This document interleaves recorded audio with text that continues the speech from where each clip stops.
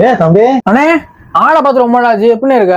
நம்ம என்னடா இந்த பக்கம் தான் தெரியுறோம், ஒன்னெல்லாம் பார்க்கவே முடியல. எங்க இருக்க? சிங்கப்பூர்ல இருந்தேனே, போன வாரம் தானே வந்தேன். அடுத்த வாரம் கல்யாணம் வேற வச்சிருக்கேன். இது கல்யாணமா? யாருக்குடா? வேற யாருக்குண்ணே? எனக்கு தானே.